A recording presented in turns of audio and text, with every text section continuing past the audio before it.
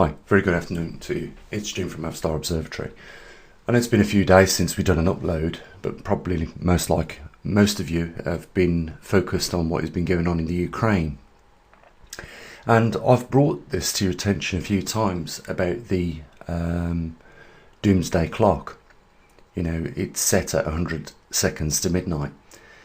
And, you know, one of the two main reasons it is set at 100 seconds to midnight is because of the nuclear risk and the climate change taking place on our planet. And, you know, it's becoming very complacent, these big, huge mistakes that humans. And I wanted to talk about a couple of those in this video today. But before I do, I want to just say a huge thank you to those very few people out of our 42,000 subscribers that actually, you know, make a little bit of an effort to support our efforts here. And I'll just briefly describe what it is we're doing. Every 3 seconds of 24 hours a day, 365 days a year, we collect data on the latest position of the magnetic North Pole, and we relay that information to you once a month.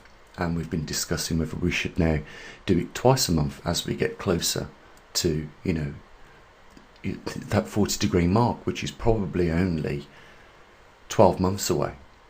You know, over the last 7 months, we've seen a slight increase in the magnetic pole migrating over the northern hemisphere, covering just a slight more amount of distance in the same amount of time, which means we could be arriving at a very critical point. But I wanted to talk about a couple of things. First of all, I woke up to the news that the Russian army had fired a missile at one of the largest nuclear reactors in Ukraine.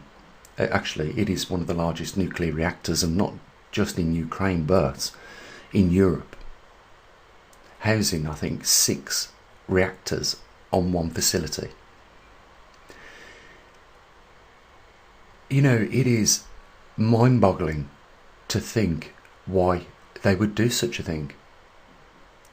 You know, understanding fully what happened in Chernobyl in Ukraine and how much life was lost trying to put the isophagus lid back on that after it had an accident. And not only the cost to life, but the cost in actually putting that isophagus lid on there.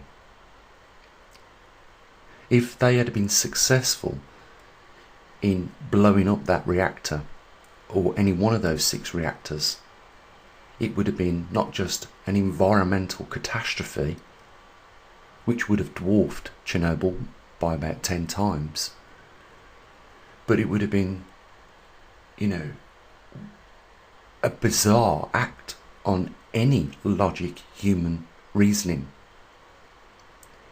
We're living in very strange times. That's why, you know, I take my time out a few times to discuss with you guys what we can do for ourselves as we face some of these events, and we are going to have to adapt to these new times that we are rapidly approaching. You know, we are seeing absolutely the reasons why the atomic doomsday clock is set at 100 seconds to midnight. You know, I talk about human complacency for the fact that it was only a couple of years ago in a Wuhan virology department that a biological weapon was accidentally, or maybe even purposely, released. And we saw the devastation that that caused the world. And now the same level of complacency is being shown by Vladimir Putin in Russia. And it doesn't bother me. Who is to blame for what is going on? Someone would say, okay, if you want to look at this a little bit more depth, Jen, you'll find that, you know, NATO was pushing Russia to do this. It doesn't really bother me. What bothers me is that our world is in a critical state right now due to the climate, which is very closely related to not CO2 as is what we are being told, by mainstream organisations, but more specifically to do with a rare event that is taking place. So I am almost ashamed of being a human being right now at this point, watching, despite the level of technological advancements that we've made, I am watching the complacent behaviour that would be probably closely associated with a kindergarten student, firing missiles at a nuclear power plant is unspeakable, to say the least. I can see why this doomsday clock has been put at 100 seconds to midnight. And the thing is that a lot of people that are probably even watching this are going to be complacent in the fact that they'll say at least there is 100 seconds left. And I don't think, if the analogy of this clock was set at 1 second to midnight, it would change the behaviour of some people in our world. They would still say, well, at least we have 1 second left.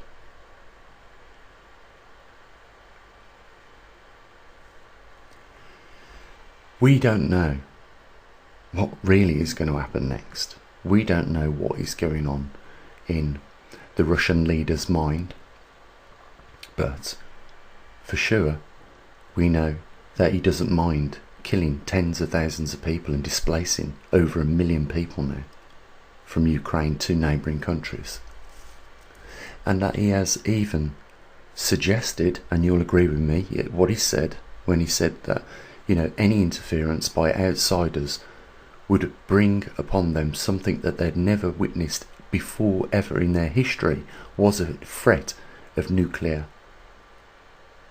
retaliation. And then we see the complacency of the Russian army bombing this morning a nuclear facility. I ask the question, do we really deserve our world when we see what is going on with human behaviour? It is shameful. It is really shameful to even switch on the mainstream media or go onto alternative sources of media, news, and read and see visually this complacency.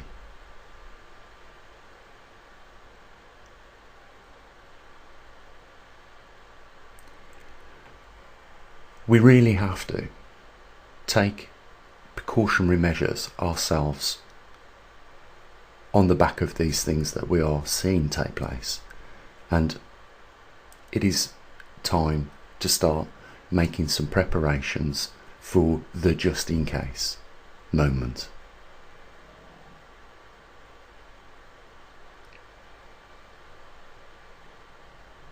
Guys, think about what I've said in this video and discuss it with your families, because we are rapidly running out of time. I want to thank those people that have been supporting our observatory, and just briefly remind people that there is in the description box a method where you can support our work, what we do. Guys, take care of your loved ones, as always. Bye for now.